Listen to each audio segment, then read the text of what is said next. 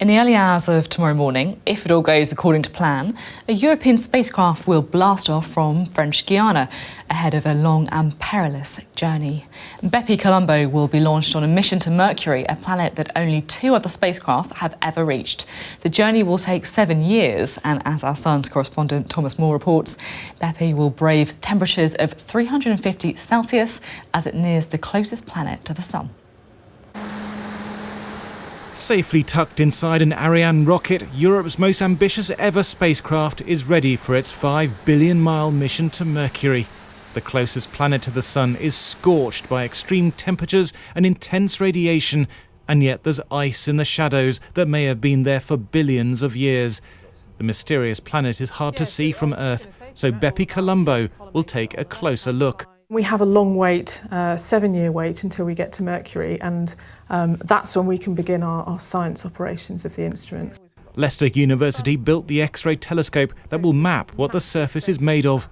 It doesn't have an atmosphere, so it's a rocky, crater-covered planet, so it's very different to the other terrestrial planets like the Earth. It orbits really treacherously close to the Sun, actually, which makes it a very dramatic, interesting environment which we really want to understand how a planet that small can survive that close to the Sun.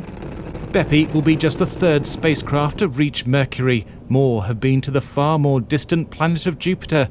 That's largely because of the strong gravitational pull of the Sun that makes the journey hazardous. Bepi will resist fiery oblivion by spinning around other planets along the way to slow down and using its own plasma ion thrusters. There's 4 thrusters. They'll fire 2 at a time, and the force of them is the same as a canary flapping its wings.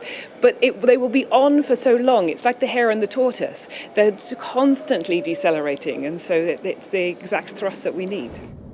Once Bepi reaches Mercury, it will ditch its sun shield and split its 2 orbiters, one European, one Japanese.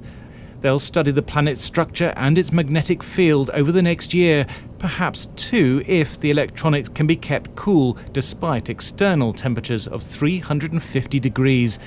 To be sure the structure was spaceworthy, engineers put a replica through a series of tests. It's now in the Science Museum.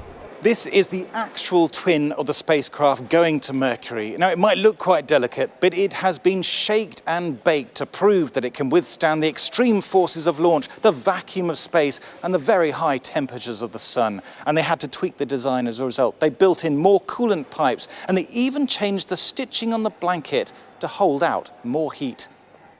Bepi could find clues to why Mercury appears to have lost its outer layers.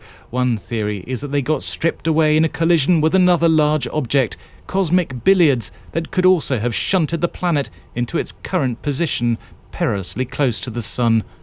Thomas Moore, Sky News.